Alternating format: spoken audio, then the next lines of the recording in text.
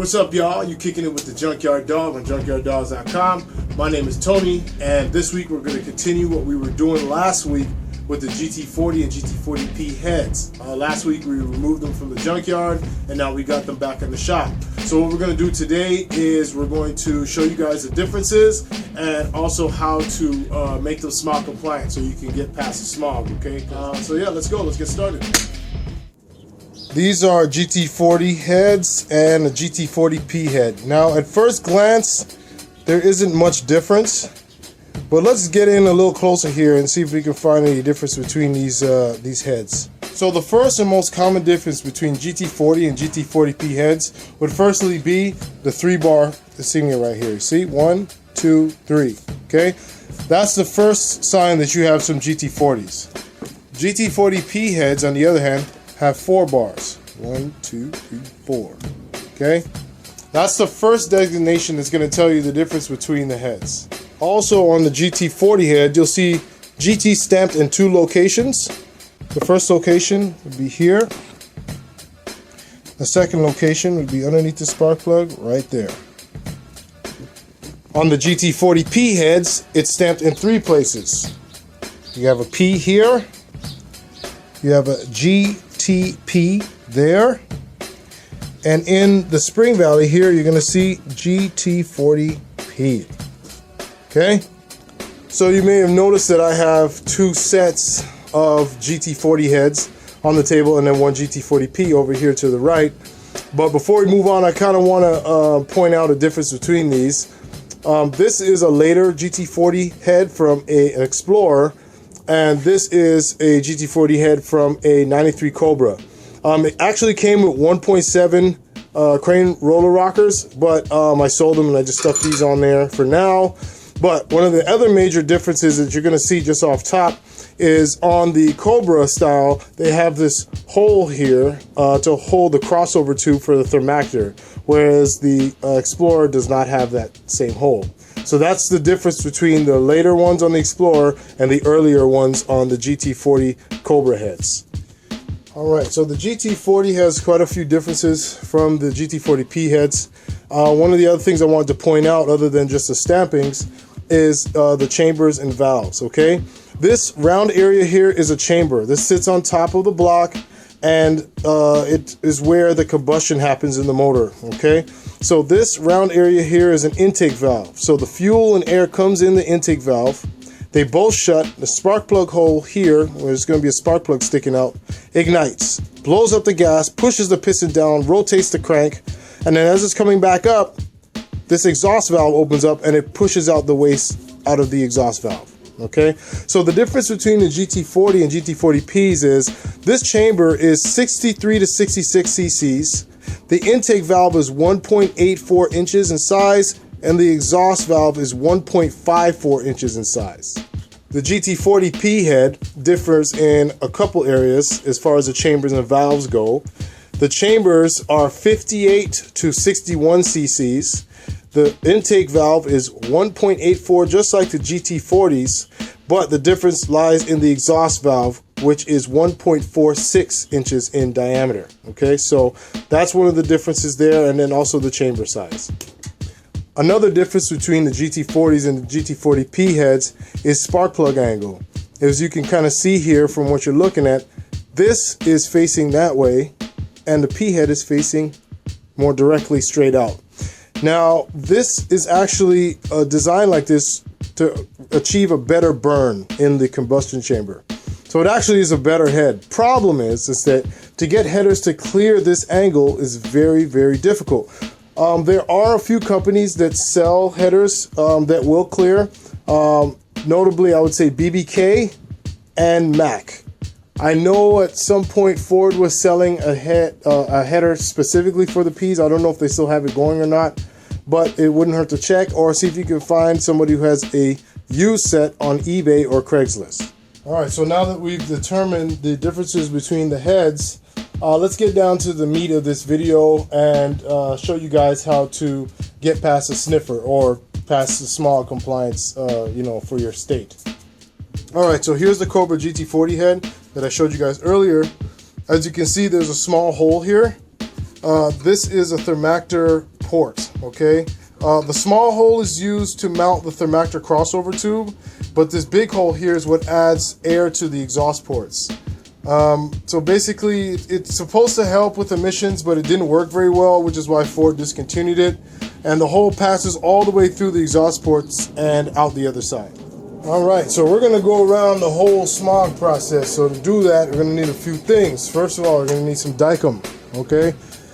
This is to make markings on the cast iron so that you can see where you're gonna be drilling. This is a prick punch. This is used to start where your hole's gonna be so that the center drill, this is a number 3 center drill, doesn't walk around. Then you're gonna use a 3/16 drill bit to get the hole going to the depth that you want.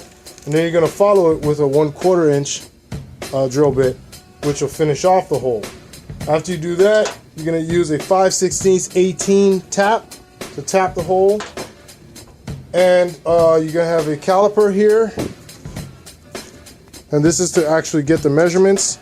A ruler, just to show you guys how to transfer the measurements, and a drill. Okay. So first thing you do is you're gonna spread the dicum. Okay. That one has no hole, this one has a hole. All right. Now, first thing you're gonna do is take the caliper here, and you're gonna turn it on. And you're gonna wanna use flat spaces for your measurements, okay? So you're gonna wanna measure from the base of the head all the way up to the hole, the center of the hole, best as you can, okay? All right, so once you get 3.284, okay, you're gonna wanna scribe it. And all you do is just drag it across like that, okay? Drag it across. You see how I made that line? All right, that's step 1. So you wanna make sure that you're taking your measurement or datum, as we say in the machining world, from the same location on every head. So on the cylinder heads here, there's the intake gasket area here, and then there's this little recess here. See it? So we took our measurement from this recess here, okay? And the number that we came up with, okay, going from there to the center, is 3.87. Okay, see it? All right. So what we're gonna do is we come over to this head, and we're gonna take it off of that same datum, or same starting point, and we'll just start scribing. So it's not for you to necessarily scribe this line all the way up, because as you can see, this little area is just really small. You want to scribe the line here so you have a reference point to put the ruler so you can scribe all the way up. After you've scribed your line, here you're going to take the ruler and you're going to try to line it up as best as you can and scribe all the way up to the top here. And then you're going to get a cross section in this area right here. And where the two lines cross will be the center of where your thermactor hole is supposed to be. All right, so this is the part where you're going to take the prick punch and you're going to go to the center of the hole here, just like that. Okay, let's make sure we got it right. There we go. And I forgot to mention that you're going to need a hammer. So you're going to hit it with a hammer. Ball peen is the best. Won't crack the head or anything, it's not strong enough. And yeah, man, just give it a quick little tap just to start a little divot in the head, and that's where you can start your drilling. All right, so see, we took the prick punch and we gave it a little tap. So that's the starting point for our hole. So we're gonna use the center drill here, and that center drill is gonna nest right in that little hole right there, and it's gonna catch. And it's gonna give us a really good hole to start drilling. The reason why we go 3/16 and 1/4 inch is because it gives a cleaner cut when you start with a smaller bit and then go bigger, rather than just trying to go with the big bit. It's really hard on the bit, it dulls it quicker, and it doesn't allow it to really give a nice clean look when you're finished. So that's what we're going to do. So we're going to mount up the center drill and then go with the 3/16 and then go with the 1/4 inch drill bit, then finish off with the tap. All right, throw a little bit of cutting fluid on there. You don't need to use this, it's just because I use my tools over and over and over again. It's best to try to prolong the life through using cutting fluids. And once you hit the head with, make that divot, this kind of goes right into it, okay? And you just want to keep it as straight as possible. I could use a drill press, but I don't have one right now, so you just, there you have it, a nice clean little hole.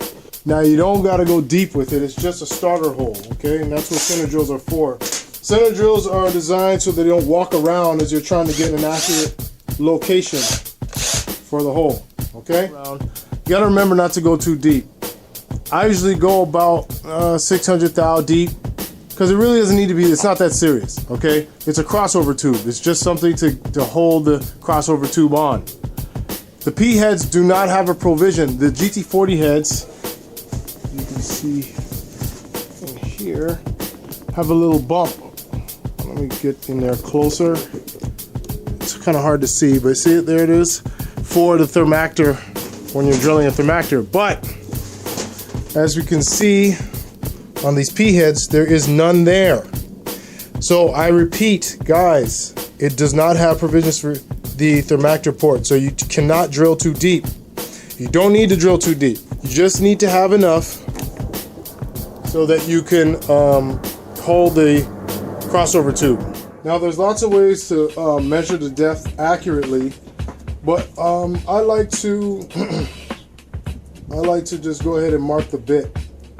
Okay, so I'll go 600 thou, lock it down, come up here on the bit, see how far it goes, give it a little scrape, boom, and then take a marker and just kind of mark where you want to stop. Okay, see it? Now this is not super accurate, guys. This is not CNC stuff. This is backyard boogie. I'm trying to show you guys how to do it if you're in the backyard. So after you do that, you just get it started. Go slow first. See that it's centered.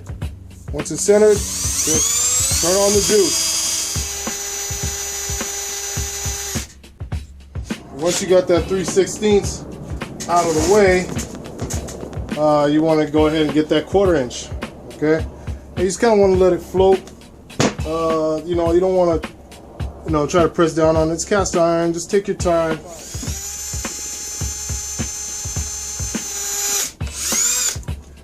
Now be careful, guys. This one's gonna drill a lot faster because you already did a pilot hole, is what they call that, when we did the 3/16. Okay, so just be really careful. Don't you know, don't keep going and keep going. Just, you know, to get it down to the depth that you want, which is that yellow line right there, and you have a little bit more to go.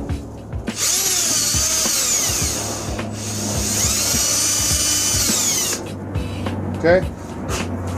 All right. So we're almost done. Now, this next step you don't have to do. I just like to do this as a professional because it makes it easier for me to tap. I use a countersink and just countersink the hole. Okay. Just makes it a lot easier for the tap to get into that hole and get in straight on top of that. Okay. And you get your tap and your tap handle and try to get it in there as square as possible. Okay. All right, looks like we're getting down there, but we got chips, so. Okay, I want to get those chips out of there so the tap can get down. And then you're gonna feel it bottom out. It's just not gonna want to turn anymore, which where it's at right now. So. All right, so after we finish with the tap, I just take a bolt, the same thread pattern, and I just run it down in there just to make sure I got enough juice, you know. Boom, down in there.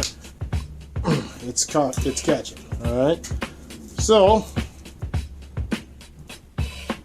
if you're gonna take a bolt and put it back there, just make sure that you use a bolt that is just a tad shorter, because like I said, these, you got to make sure you don't bust through into the spring valley. On a side note that I forgot to mention, make sure that you're doing the thermactor hole on the opposite side on each head in the pair. I've had guys where they did both of them on one side and one thermactor was facing the front of the motor and the other one was facing the back. So make sure that you have both of them facing the back, so on the opposite sides when you're doing the heads. Alright, so there you have it, your thermactor bolt hole. Like I said, you know, guys, this is I call this a thermactor clone, because the real thermactor, this hole right here, actually goes through all the exhaust ports. Whereas in this design, it does not do that, which is perfectly fine with me. It does not affect the smog at all.